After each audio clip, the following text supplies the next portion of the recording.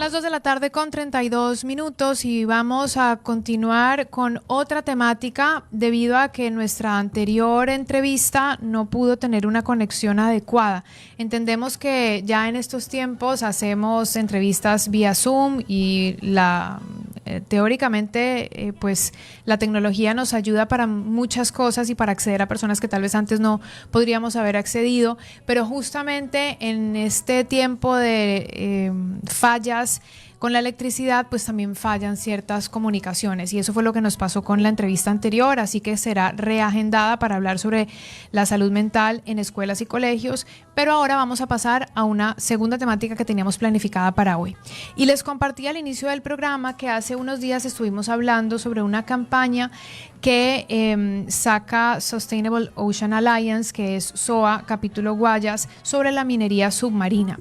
Y hablábamos entonces con Abigail Pinto, ingeniera ambiental, ella es diplomada en contaminación marina, y se quedaron algunas preguntas todavía por contestar. También llegaron algunos mensajes preguntando sobre la minería submarina y dijimos, ok, ¿por qué no continuamos esta conversación? Así que Abigail, te doy la bienvenida una vez más. Qué gusto que estés aquí con nosotros en La Lupa.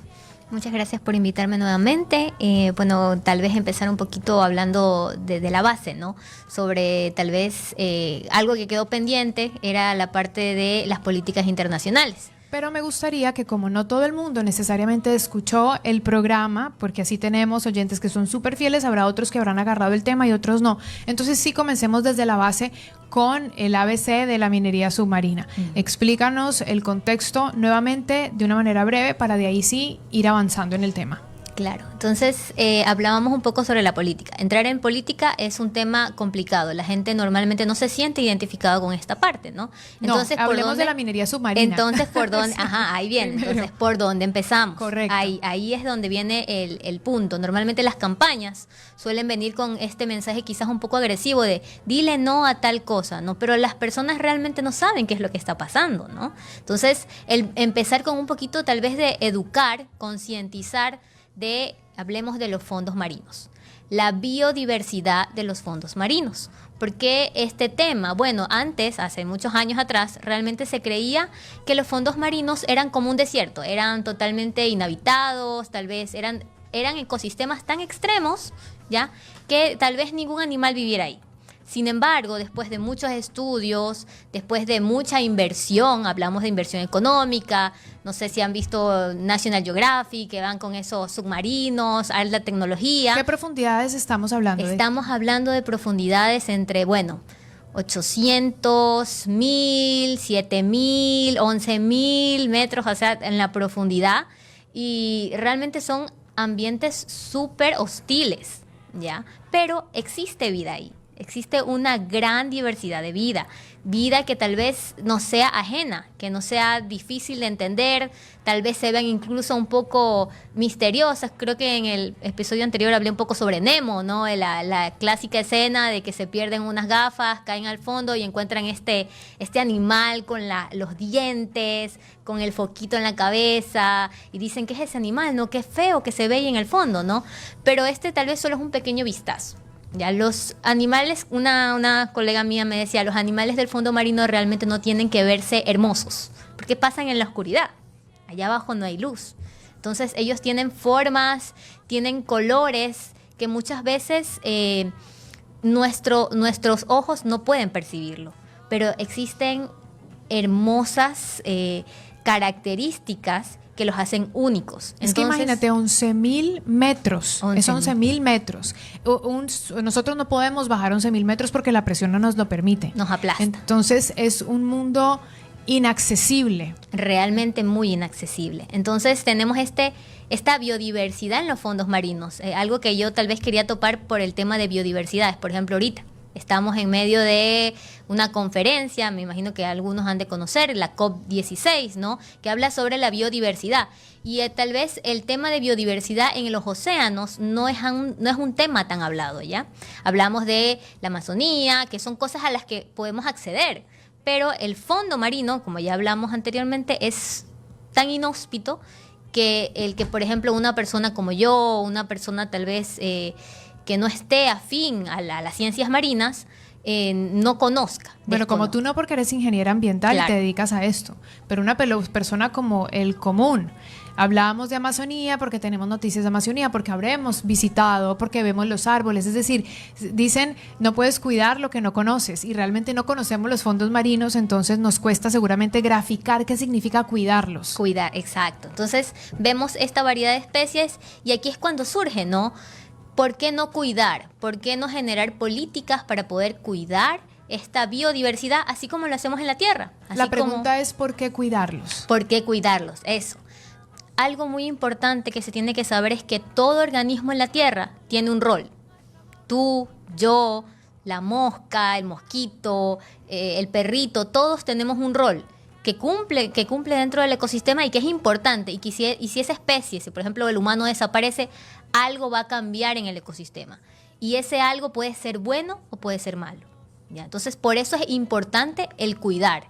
Ya, por eso la biodiversidad es tan importante. ¿Por qué nos importa, por ejemplo, que un pajarito se desaparezca o ya no presente ciertas características? Bueno, porque él cumple algo en el ecosistema, algo que tal vez nadie más pueda reemplazarlo. Ya. Bien. Ok, entonces, conociendo el contexto, sabemos que son hasta más o menos 11.000 metros de profundidad. No es fácil para nosotros acceder en cuerpo, digamos, en carne propia no podemos acceder. Las características de la biodiversidad de los fondos marinos es exótica, es extraña para nosotros, lo dijiste, los colores tal vez no los podemos percibir como tal. Seguramente cada color tiene un significado, cada movimiento dentro de los fondos tiene un significado. Seguramente también la vida es mucho más larga allá abajo para ciertas especies y otra más corta, no lo sabemos, pero como lo pudiste decir de una manera muy, muy resumida y muy fácil, cada uno cumple un rol y por eso tenemos que cuidarlo. Ahora, debajo de esos fondos hay sustancias de la naturaleza que pueden ser deseadas por el hombre.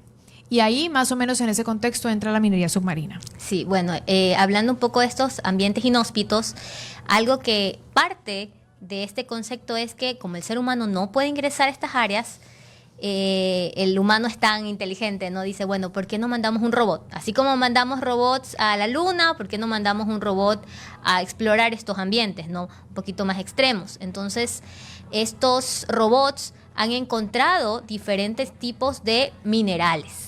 ¿Ya? Entonces estos minerales, dicen, estos minerales los sacamos, los exploramos y aparentemente después de muchas investigaciones y varios años, encontraron que estos minerales, que como anteriormente lo dije, pero ahorita otra vez, son como unas papas, estas son unas papas así negritas, es una piedra literalmente, pero tiene muchos minerales adentro.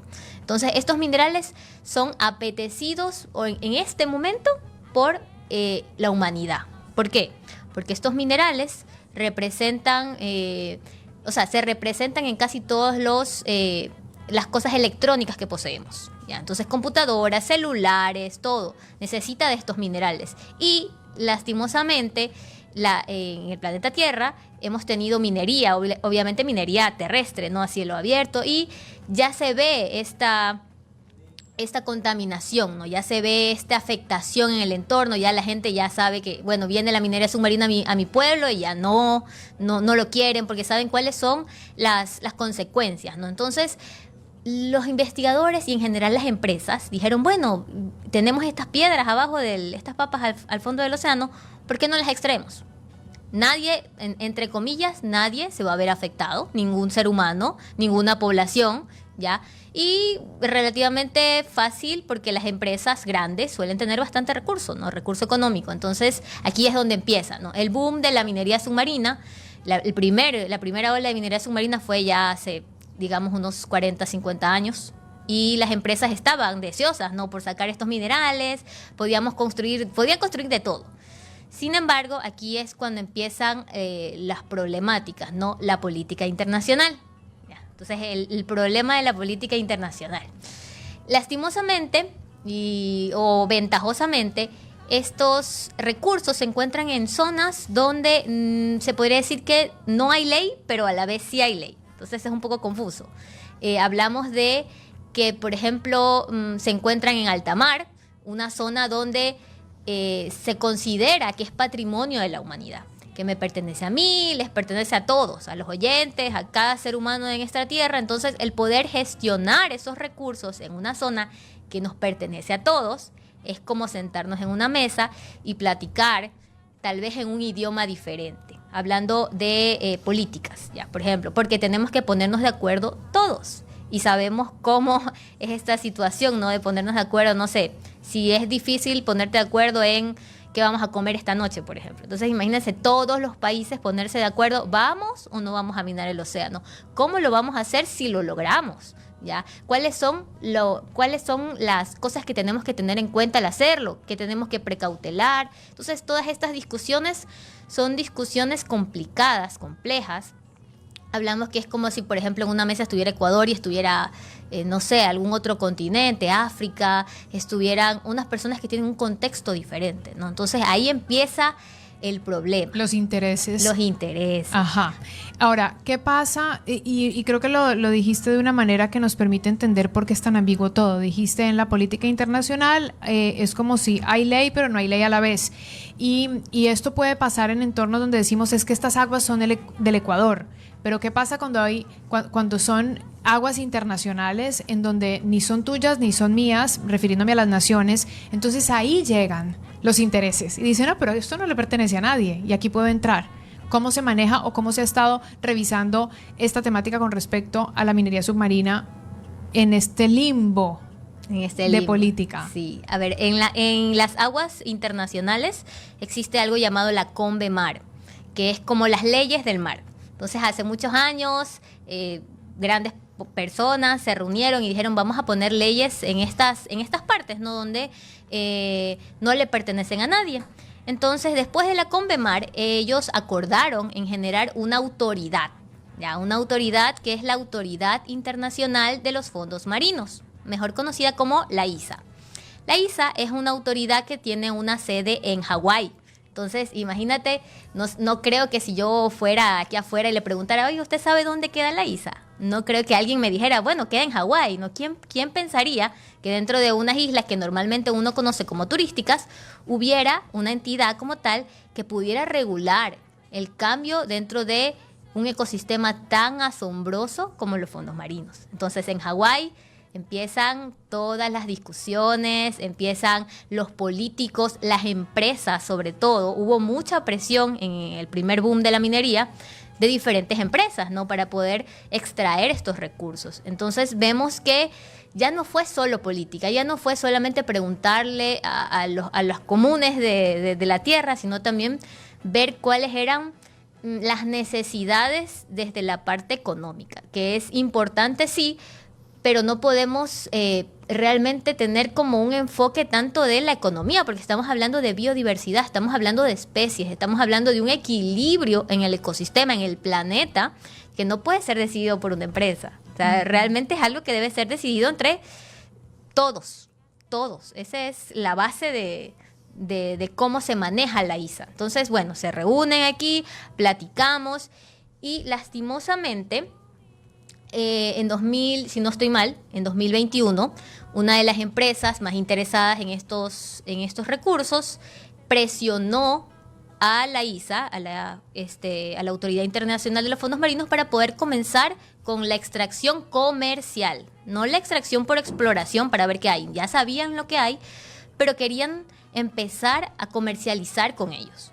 Entonces, obviamente la gente empezó, o sea, se dio cuenta de que íbamos por un muy mal camino, porque vemos que es una iniciativa de una empresa, no de un país, no de las necesidades de un país, por ejemplo. Entonces empezó esta campaña de la moratoria. No sé si en algún momento también platicaron sobre la moratoria, pero es básicamente decir, esperemos un momento, ¿no? Esperemos un momento y vamos a analizar cuáles son las consecuencias de una minería submarina. Vamos a hacer experimentos, vamos a preguntarle a los científicos, vamos a preguntarle a los otros países y tener una pausa. Ese es más que todo. La moratoria significa una pausa temporal de cualquier tipo de actividad dentro de los fondos marinos. Entonces los científicos dijeron, bueno, vamos a organizarnos ya como sociedad, los científicos, las ONGs, todos dijeron, vamos a intentar imponer esta moratoria para que no exista esta este primer avance en la comercialización de estos recursos. Sin haber visto las consecuencias. Sin haber visto ninguna consecuencia. ¿Cuáles fueron entonces los resultados de los estudios en esa moratoria? Te cuento. Lastimosamente, los estudios son algo que demora demasiado. Para un ambiente tan inhóspito, realmente lo que se intentó avanzar es con una moratoria de 10 años. Te estoy hablando 2021. 2021 empezó la campaña con la moratoria. Pero ellos quieren esperar 10 años para poder realizar cualquier actividad. Entonces, ahorita no hay ningún tipo de resultado como tal. Hay investigadores que están atrás de esta situación, sin embargo, no te voy a decir mañana tengo los resultados. La ciencia no avanza de esa forma. Entonces, eso de ahí es como que ahorita seguimos en la espera de precautelar ese recurso, de decir, esperemos a ver cómo están los fondos marinos, qué nos ofrecen. Yo hace poco hablaba sobre algo llamado el oxígeno negro, algo que recién se descubrió este año, que los fondos marinos generan oxígeno, ¿ya? Entonces, generan oxígeno que incluso puede llegar, no sabemos, porque como digo, la ciencia demora, entonces puede llegar o podría llegar a ser beneficioso para el planeta en la actualidad o tal vez en el pasado, no lo sabemos. Ese es el misterio de los fondos marinos realmente, ¿no? De que no tenemos muchas respuestas. Entonces, empezar una actividad sin ningún tipo de regulación, porque aún no tiene ni siquiera una regulación, realmente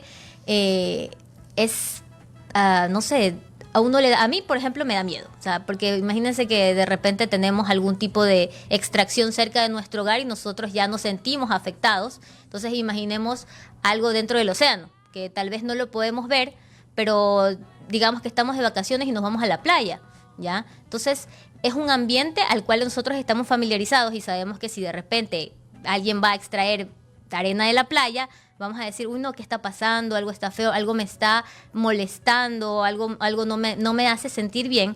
Pero si, por ejemplo, estuviéramos en los fondos marinos, ya veríamos esta misma afectación, tanto como la minería en terrestre como la minería submarina en este caso. Sí, estamos conversando con Abigail Pinto, ella es ingeniera ambiental y también diplomada en contaminación marina, y nuestro tema tiene que ver con la comprensión y tener más claridad en la minería submarina.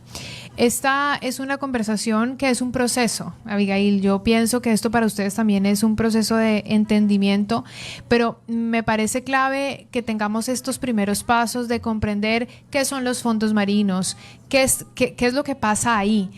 Sabemos que los resultados, como nos lo dijiste, se van a dar en el tiempo sobre este impacto, porque no sabemos si es un impacto positivo o negativo, lo suponemos, pero ya que la ciencia se demora en ratificarlo, pues no podemos como ponerle un juicio todavía, claro, a esos resultados, cuando nuestro criterio y sentido común nos diría que los resultados van a ser que el impacto es negativo y porque de una u otra manera cualquier intromisión nuestra va a generar un impacto alrededor, ya sea cual fuere el entorno. Claro, sea negativo o positivo. Sí, entonces creería yo que esto nos permite como tener un camino más para abrir nuestras vías del conocimiento hacia qué es lo que está pasando, estar alertas, como ir entendiendo este tema en el proceso. Y la pregunta que te hago a ti es, la ciudadanía, tú eres ingeniera ambiental, eres especialista en contaminación, formas parte de una organización como la SOA, capítulo Guayas, te has dedicado a la educación oceánica, pero quienes estamos viviendo nuestras profesiones diferentes, ¿qué podemos hacer para estar al tanto? ¿Qué crees que podemos hacer para ser partícipes, como tú decías, de algo que nos pertenece a todos? Bueno, realmente aquí tal vez yo veo un poco la posición como joven. Lastimosamente, mientras yo crecía, siempre me decían, bueno, tú vas a tener que lidiar, como joven vas a tener que lidiar con los problemas ambientales que ya dejamos las generaciones pasadas. Entonces, bajo esta premisa, yo decía, bueno, ¿qué puedo hacer? Y, digamos, yo estaba en la escuela, entonces, ¿qué puedo hacer? Entonces, yo me orienté a lo académico, como lo mencionaste. Sin embargo, si por ejemplo yo no me hubiera enfocado en esa área, yo sí... Si, por ejemplo, yo fuera una persona que esté escuchándome a mí misma y diciendo, bueno, pero ¿qué puedo hacer en mi casa? Tal vez esta forma de hacernos preguntas sobre de dónde vienen las cosas, algo que tal vez suena muy relevante para todos. En esta problemática de los apagones, de la falta de electricidad, hablamos de que también se han realizado nos hemos intentado ingresar en nuevos tipos de tecnologías, las energías renovables. Ahí es donde quiero llegar. Las energías renovables, bueno, cuentan con muchos minerales que también son los minerales que se encuentran en el fondo marino. Entonces, hacerme preguntas como, ¿de dónde va a venir esta generación de energía? ¿De dónde vienen los componentes de mi celular? ¿De dónde vienen los componentes de mi computadora, de mi carro eléctrico? No por decirle no al mercado, sino por tener una responsabilidad social. ¿Ya? Entonces, de saber de dónde vienen nuestros componentes y decir no. Por ejemplo, una noticia muy aparte es que, por ejemplo, Microsoft, la empresa muy conocida, ellos dentro de sus políticas se negaron a utilizar minerales que sean extraídos del fondo marino, ya teniendo el contexto de la minería submarina. Entonces estamos viendo una empresa que está generando, bueno, una plática no responsable dentro de otras empresas. Y tal vez el poder ver este cambio de mentalidad de quizás empresas más grandes y poder decir, bueno, yo tal vez me voy a comprar un teléfono de tal marca porque ellos tienen tal política. No, el hacer que la demanda sea una demanda de recursos o de materiales conscientes, ¿no? De decir, bueno, ¿qué podemos hacer para que, no sé, la empresa sea mejor? Ya, ¿qué es lo que quiere el público? El público tal vez puede decir, bueno, yo no quiero minerales del fondo marino, ¿ya? O yo no quiero, por ejemplo, que tal empresa me dé un producto que contamina. Entonces ahí empezamos con la responsabilidad. ¿A qué le decimos que sí y a qué le decimos que no? Y ahí empieza otra plática aparte, ¿no? De si podemos acceder a ellos económicamente, si no podemos, pero empezamos con esas preguntas, ¿no? De dónde vienen las cosas que utilizamos. Muy bien, me gusta mucho esa tarea que nos dejas a todos, porque creo que muchos seguramente sí nos hacemos muchas preguntas, otros se hacen más preguntas, otros en medio de la vorágine no se hacen tantas preguntas, pero esa que nos mandaste a hacer, de dónde vienen las cosas, es fundamental para entender estos problemas que estamos teniendo y para prevenir futuros problemas. ¿De dónde vienen las cosas? Es una pregunta tan básica. Gracias por venir, Abigail, a compartirnos esta primera mirada o segunda mirada, porque es su segunda visita sobre minería submarina, y esperamos dejar en cada uno de quienes nos escuchan pues como esa pequeña intriga y ese signo de interrogación para que cada uno también, responsabilidad nuestra, pregunte, investigue y encuentre otras formas también de hacer nuevas preguntas para encontrar nuevas respuestas.